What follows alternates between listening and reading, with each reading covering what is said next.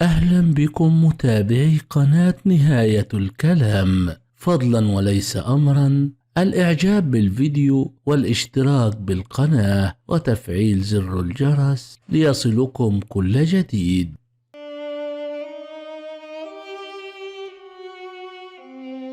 تطور جديد في أزمة وفاة حلمي باك، والموسيقيين تتخذ هذا الإجراء. عقد مجلس إدارة نقابة المهن الموسيقية اجتماعا عاجلا مساء أمس الخميس لمناقشة الأزمة التي أثيرت خلال الأيام الماضية حول وفاة الموسيقار حلمي باك. وأصدر مجلس النقابة بيانا كشف من خلاله التقدم ببلاغ إلى النائب العام للتحقيق في كل ما أثير حول وفاة الموسيقار الراحل، والكشف عما إذا كانت الوفاة جنائية أم لا. وجاء في البيان الذي أصدرته النقابة إزاء الأخبار المتداولة حول وفاة الموسيقار حلمي باك، حيث أن الفنان الراحل هو عضو جمعية عامل في نقابة المهن الموسيقية، بالإضافة إلى قيمته الفنية الكبيرة وحرصا من النقابة على أعضائها، وبناء على مناشدات الجمعية العمومية لنقابة الموسيقيين تم تفويضي من مجلس الإدارة لاتخاذ الإجراءات القانونية فيما يتعلق بوفاة الموسيقار الكبير، حيث أن من ضمن اختصاصات النقابة حماية أعضائها. وأضاف البيان: وبناء على ما ذكر، أنا علي الشريعي بصفة رئيس لجنة العلاقات العامة الأمنية في نقابة المهن الموسيقية وعضو مجلس إدارة في النقابة، فوضت الأستاذ ياسر قنطوش المحامي بالنقد لتقديم بلاغ إلى مكتب معالي النائب العام حول وفاة الموسيقار حلمي باك، بناء على التفويض الصادر من مجلس إدارة نقابة المهن الموسيقية لي بصفة رئيس لجنة العلاقات العامة الأمنية في النقابة، وذلك للتحقق مما يتردد حول واقعة وفاة الموسيقار حلمي باك وما يثار حولها من لغط، وعن وجود شبهة جنائية من عدمه، وذلك انطلاقا من التزام النقابة بالحفاظ على حقوق وسمعة أعضائها، خاصة أن للفقيد تاريخا فنيا وتراثا من الفن الأصيل. وأهيب بجمهور الموسيقار الراحل تقديم ما لديهم من معلومات بشأن تلك الواقعة إلى المسؤولين في النقابة أو التقدم بها إلى جهات التحقيق للمساعدة في إظهار الحقيقة. واختتم البيان بالقول: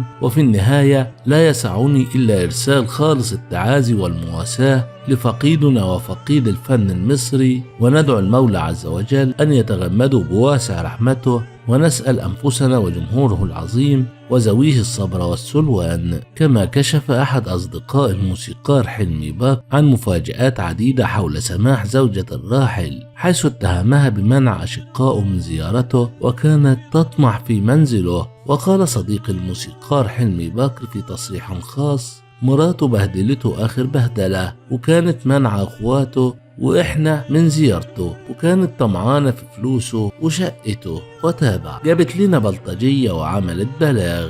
من ناحية أخرى، داعية إسلامي يكشف سبب قوله لحلمي باك: الأغنية دي مش هتدخلك الجنة. كشف الدكتور محمد علي الداعية الإسلامي تفاصيل لقائه مع الموسيقار الراحل حلمي باك معلقا: التقيت به ذات مرة وسألت سؤال بشأن ما قدمه في دنياه ويسأل عنه أمام الله، وقلت له أغنية عن اللي جرى من مراسيلك مش هتدخلك الجنة، قاصدا استفزازه فيها، وطلبت منه أن يقوم بعمل صالح يلقى الله عليه، وهو مراجعة القرآن الكريم من حيث مناسبة المقامات للآيات. ورد الدكتور محمد علي خلال لقائه مع الإعلامية عزة مصطفى ببرنامج صالة التحرير المذاع على قناة صدى البلد على سؤالها بشأن هل الفن حرام أم لا، قائلا: الفن ما كان منه حلال فهو حلال، مثل الفن الراقي ومسلسلات رأفت الهجان وعمر بن عبد العزيز. أما الفن الذي يشهد وجود مخدرات وسيدات كاشفات أجسادهن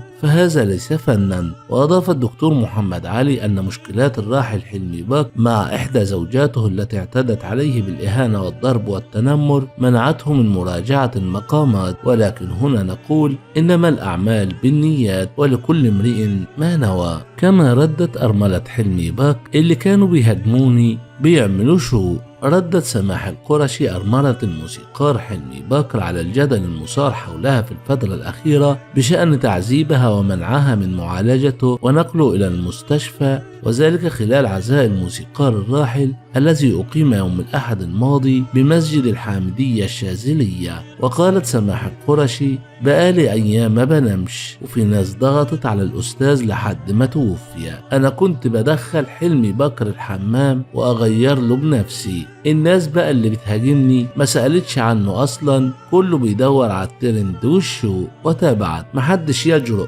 يقدم إهانة للأستاذ حلمي بكر. من ناحية أخرى، قال ابن الموسيقار حلمي بكر هشام خلال تلقيه واجب العزاء في والده بمسجد الحامدية الشاذلية: الجنازة كانت تليق بوالدي حلمي بكر، وأتمنى أن يكون راضي ومبسوط بالحشد اللي جه يؤدي واجب العزاء فيه. وأضاف هشام: أنا راجع في الطيارة كنت بفكر في أبويا حلمي بكر مش الموسيقار حلمي بكر، والخبر جالي وأنا كنت في العربية ومتجه للمطار. كان الموضوع صعب عليا، وقضيت الرحلة كلها لمدة 25 ساعة بفكر في ذكرياتي مع أبويا. تابع هشام ابن الموسيقار الراحل حلمي بكر: افتكرت الذكريات الخاصة مع والدي كان بيحب ينزل بالليل الساعة 3 عشان يجيب الجرايد والمجلات كلها أول ما تنزل. كان بيصحيني من نومي بشويش ويقول لي يلا ننزل. كنا بنروح عند محطة القطر نجيب الجرايد ونرجع الساعة 4 الفجر. أقامت سماح القرشي أرملة الموسيقار حلمي بكر العزاء الثاني للراحل في منزله بمنطقة المهندسين، وتستقبل الأصدقاء والأقارب الذين لم يتمكنوا من حضور العزاء الذي أقيم الأحد الماضي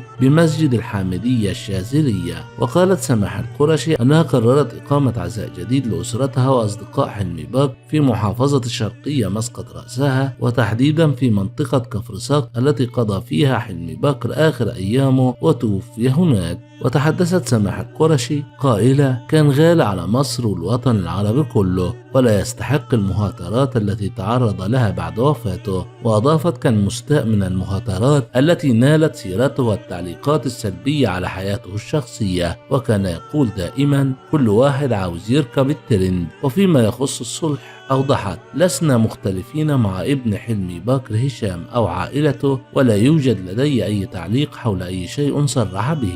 وتابعت: أقول لابنه البقاء والدوام لله، وأعزيه في والده، فقد أوصاه حلمي بكر على أخته ريهام حلمي بكر، ووصاني مش أسيبه خالص لحد ما آخر يوم في عمره، وأفضل معاه دائما. أنا بجد مش مصدومة ومش قادرة أقول كلمة المرحوم، ربنا يرحمه ويغفر له ويسكنه فسيح جناته يا رب. وبكده يا جماعة نكون وصلنا معاكم لنهاية الفيديو.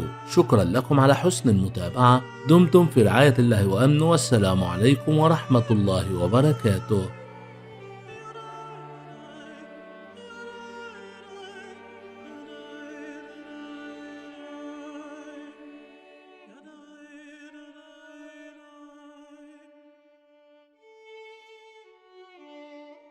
أهلا بكم متابعي قناة نهاية الكلام. فضلا وليس أمرا الإعجاب بالفيديو والاشتراك بالقناة وتفعيل زر الجرس ليصلكم كل جديد.